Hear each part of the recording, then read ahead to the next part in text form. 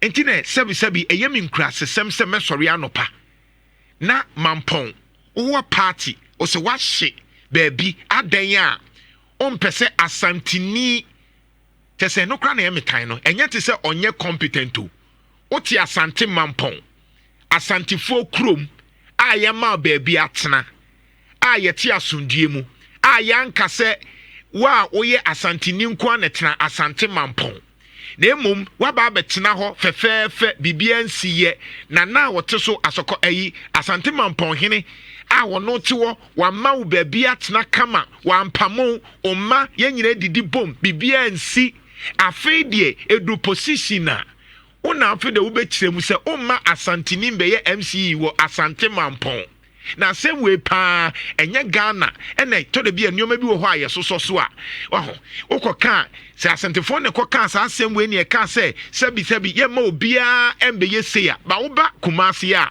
ye wo ye nnuanum bebre wo ha sabi o munya asantefo a o mutena ha asumdie kwan so bibia nsi yi na emom asante mampon ni NDC ni se oni de on prema asante mampon asantini be just issues no otia unse ye nko ye nim da ye sabi ye ase sabi o ye nim bie ye ase ye twa kwa akire tete kwa asem no na okwa abrochira enya santini ana se sabi esremuni ene wo ho no ono otimi boawo ma wodi yi otimi boa ma wodi yi o obi planning in life enye se asante mamponfo ya motiwe amoye NDC fo ya mo sesei party nyomen sabi nkrase sama mukoye yi enye te se mo demonstrate se aban yato aba enti pa adwuma maye yo enye te se mo demonstrate se aban ye wo afuo na yenya akade a ye de be ye afuo enye te se mo demonstrate se mo akwan enye o de mo demonstrate ni se obi a wanya asantini entimi mbambe DMC wa asante mampon because we NDC ni because we nipa enti asantini no nye nipa wan baby yedru ena won so mutimi nka because omo the politics ena ye adi omo de ye enti sa stories na etore bia sa news no na makwa koti abrochi kakana me depression no ma reho na kofom enti ye nana mampon asante mampon hene da sebre osei bonsu toso mienu wa mo bia tena hobi o kontokwa ena waste your time hey o ma santini MBMC wo asante mampon monhwe yo na we di anya bane ne se amanyofo ne na amana basa enti no mo de chichiro mu no because sa na ye ka kire wo mu asem we nyina na ye sa na ye ka kire mu sa no mo de campaign ni ye di amene MPP ni NDC emu atete aye tantan ne se NDC ni fili se MPP for ya asantefo bebre asantefo de obitimi ka asantefo de odi t-shirt mana ne waka ne sa asantini nso te wa onim se NDC for ne de sabi esremfo bebre enti sa ne empese ye beka na anyini adru ha ba ye nyina ye nso atena asundie ma o bibia nsi ye amanyo semunti yetimi hu ye nua se ofiri ha asantini mimi di bia midi koko enti no nso ya wo se won to ma asantini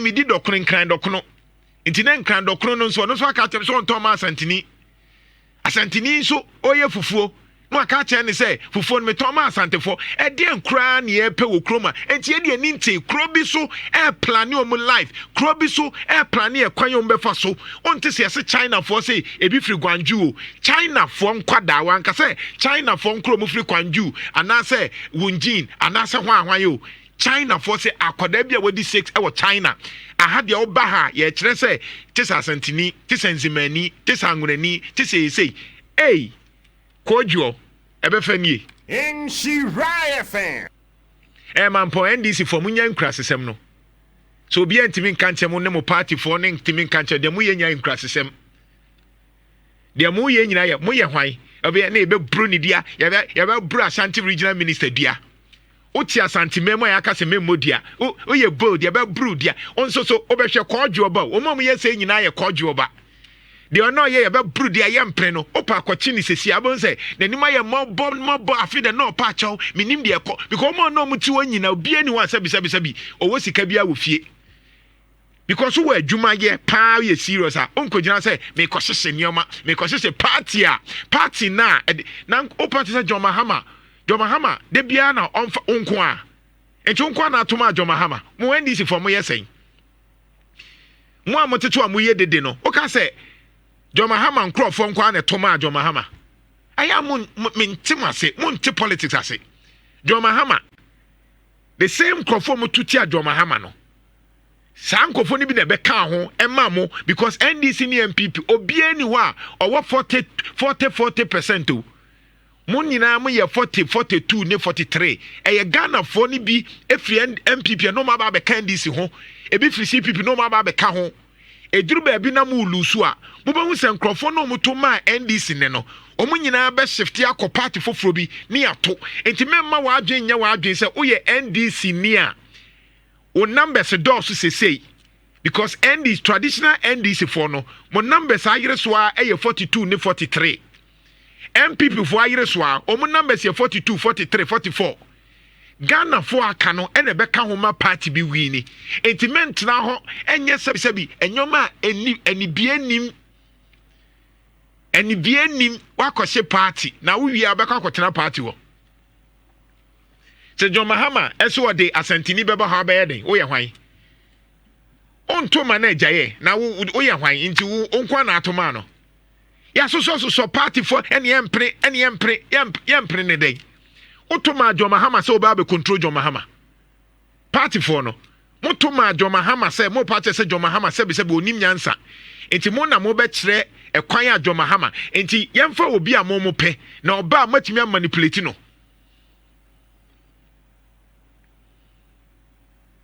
nanka de ka wasem basa okoka Asante sema o patre sen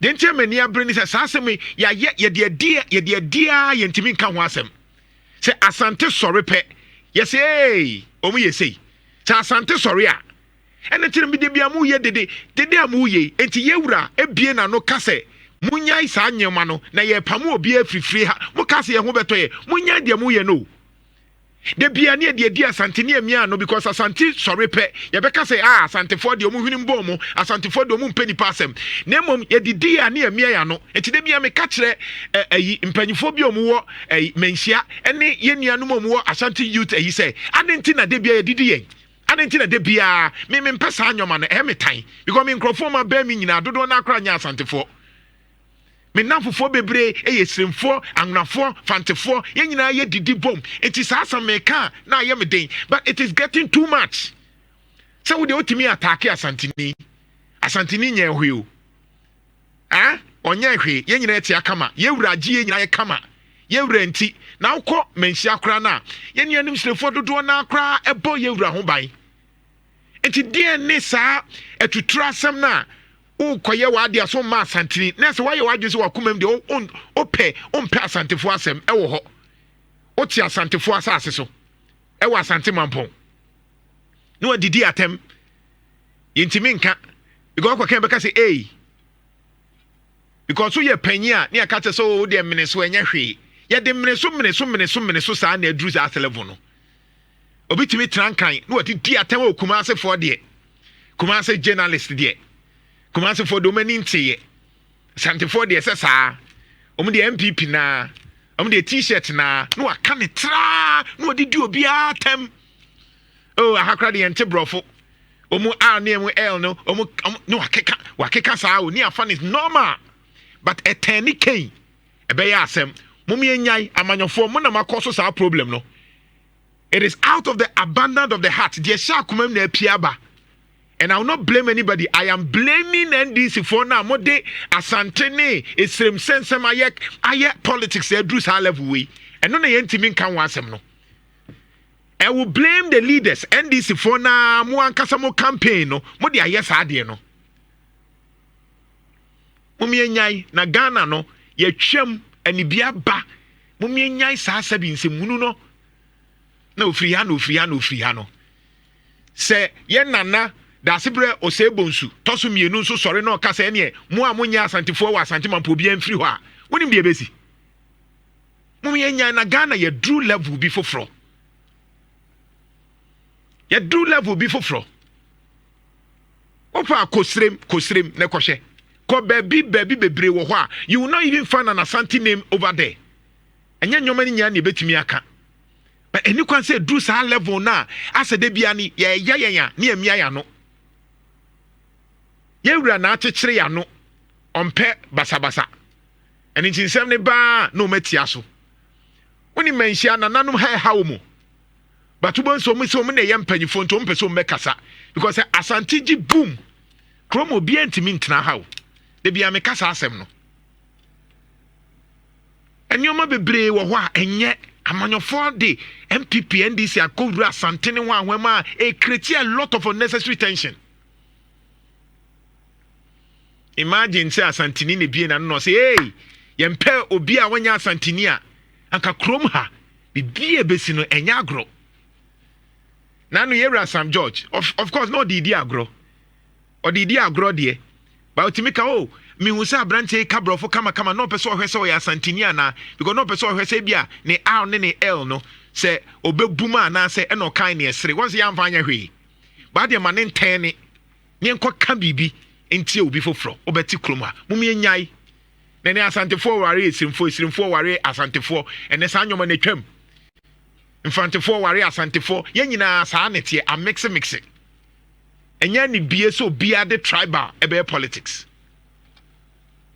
Oh yeah! Come on! Nhyira 104.5 na nanze eba ware nso ne mpratwe de a ye tribe ne mamu na unze no nso de was study a eba mpratwe a ye tribe no na mo fa asoro na eba mpratwe ye tribe ne mamu ade a na let me say this ade a mamponfo ye no mamponfo bi mu ye no nyina mo asem enya mampomfo bi no ampon NDC fo bi na mampon NDC fo no nyina mo asem sasa na e ka no na to sonko bi kura say regional minister no yusu word bi ma regional minister no obebo ni dia sebi nkurasem which was say chini de dia mpo mampon NDC fo ye na nkurasem ye nka nkire wo enya ni bie John Mahama Shamo Nunyam say manya brantie less than 35 years or 40 years. Regional minister. And Nunyam Shebin be no fema.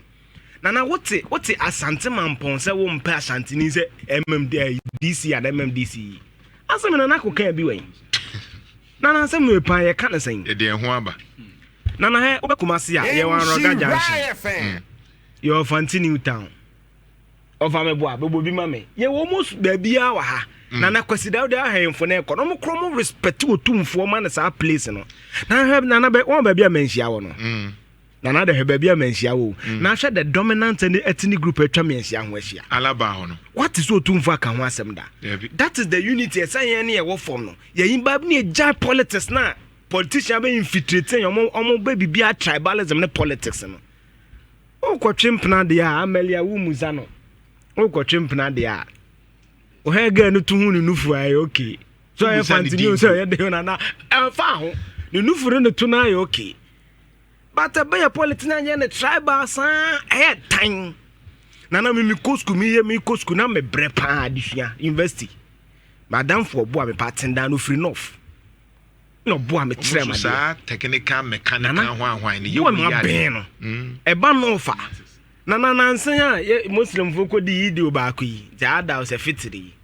na hu kroma ja fe na aduane to so hu na kokofo na ama ye bre sa fa mo so bia so mfa so ko asante fo kokko ni ye nye de ye nka no kre me achini Nhyira FM achemfo kokko enim ye ba melia omom de nkwa hajia ye eyi na kokko na tibu ze yes unum kokko esronko na kroma ye nyina ye startinya kata ni eminimu ye ye a yes ye pedai muduro and ye kaisa ye wosiremfo bi o metima muduro di ama ye me ho atoye yo wa cha ye di ni kroma wo pefufuo nso adi a adwa to kese nso be fufu ama asantefo nso adi no nana our diversity no ye strength enti yenya conflict asantesem no emwa obi a we free na emwa obi azenya eto afra me na ma akokom ni ba bi ofri na na Jantuah ni ba bi ofri me wo fanya na nse na ne papa ka bi e compensate ya ni ba bi ofri ba ye adwuma we are all peacefully coexisting dem mesa dey we crowd free. So sad na a politician and specifically and I see that often with the NDC.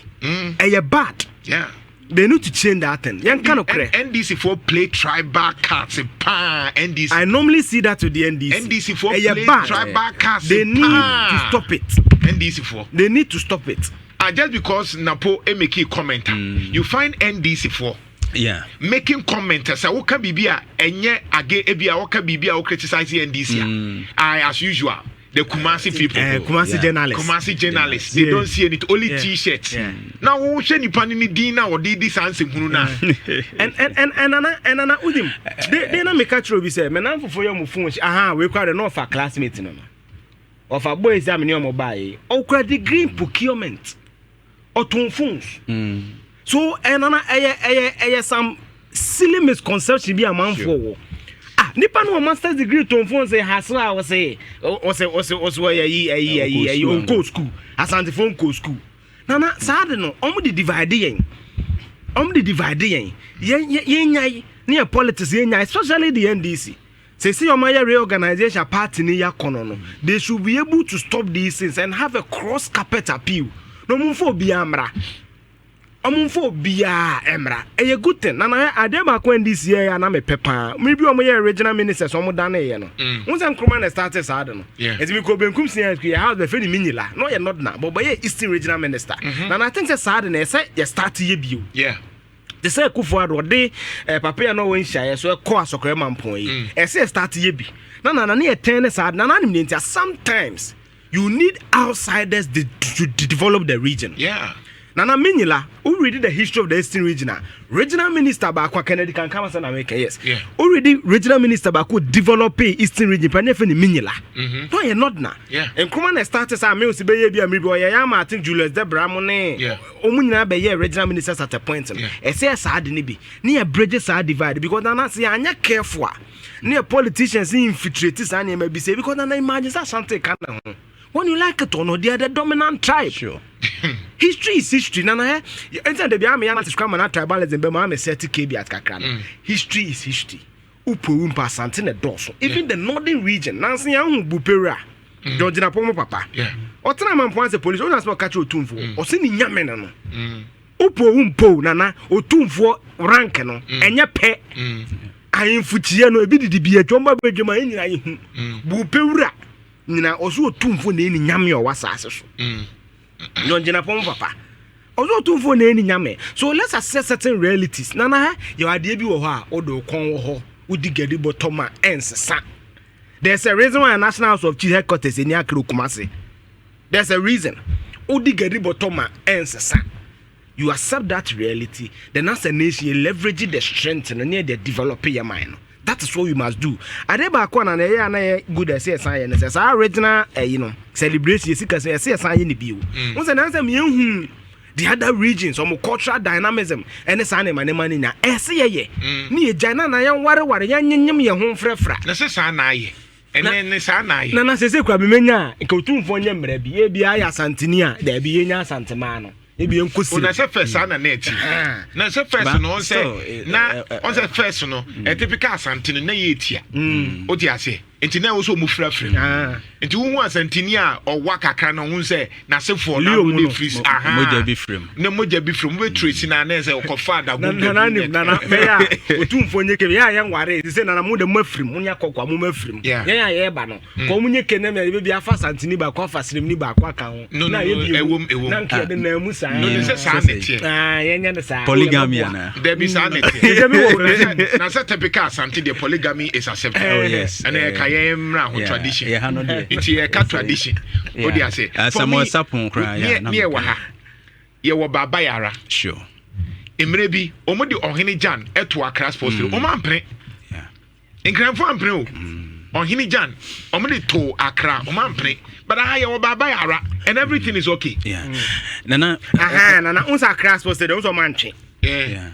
Unza crowns or he dance on man chan be akrabaye Kumasa still baba yarada so. That tells you that the Santos are welcoming. And I remember Bromdum say Santini. So I said they are welcoming. Tribalism typically the NDC are symptoms that warm and they need to stop it. Oh, baby, beer and say, Obebo, you are threatening. Akwane, what's your channel? Obebo regional minister, you are threatening. Massa, Akwane mon koswa no kra o mache. Police for wa hono. Asante mampo hono. Aso mache. Ano munchi obi aselo munchi obi a. Enro ma anya arrest bia. Oh. Na in fact me hu ye de ekoso na me nwanwa. San se me di kanya videos ni bi. A day before mo be hihija no. Na a press conference na omo ye. Just a normal press conference omo ye. In fact me nya videos ni bi na me ti omo concerns na me bisa say like what is actually happening. Because Benasco, guy you do manim communication officer do manim ne pa no me senior e wo school. Said they now work no. Wa bene pa in fact ne by elective mathematics onu netimi chie na eja wo chire kakra ne ade a. But oyobi ano ye campus me hu de na ekoso no afina my disappointed say na Benas pa na omo na mutu a wo mutu no. Na in fact one thing I saw omo ti ase ne say sebe uti obi krum na ohwe mampon kra no the geographical location no awo no a eye obi krom na wo nti ye ka se nipa a wo besom omo kra no omo dodo no o ye hoho and you cannot say se nipa na ewo ho ni nyina na bi kro omo preference no na wakoka a kire mampani se we ni e pe no a obeka se me de mempe no ana se me sorry atia me omo kam mo nsem na uti mu a they were saying say chairman Kamel ebinum abre and then omo sum party na che na enu nti etwa se eduru omo so aso omo nya wo hwe din miensa na omo ka ho asem na the people omo che wo party mo abre but the president of the republic knows nipa obetumi aye adwuma ne ye ana nipa obetumi asum party ne ye ana nipa ode ne ba empumtu beba what he is looking at is ne ode ne ba ebeboa na ejashehye ne ade me I was disappointed in the police say obi atimi akofa motorbike e de fuel abegu ade so ahija wo kwam me hu police officers ni bi wo inspectors ni bi anom na ye ntimi anye single arrest na ye ntimi anchi nipa ba akokra wo. And these are the issues I can't wasem. ABC Kumawu, ABC or the northern region, where be voter regions, where we the same thing. Eshe party office say no ma. Yeshe hai ya tu abari ya na sa no ma ibisha se ya na ekoso. Yetu ye num tu kawa. And you see baby a ekono. SMPN to many sheniema bambo 70 year juma because we na security threat ye be kano sa meti security analyst bi na o ka sans ensem we say political violence ni ade ye yin nketinketi se ya na shase obunsa kodum pempenso afi wujaya na enye. And I believe say they should take these tribal issues out of the context cry. If it's a party matter, it's a party matter. But say ombeka se omuma mamponi a we asantini ma mediso de that is wrong. Untumi nkanesa na wo no a wo kasa no oni mampon adehye na omo ye more than 70 to 80% and 90% of the population e wo ho no onu omo kokasa na santini ni omo kasa na wo ni omo kokasa ho na beti ho de ni beti ni mo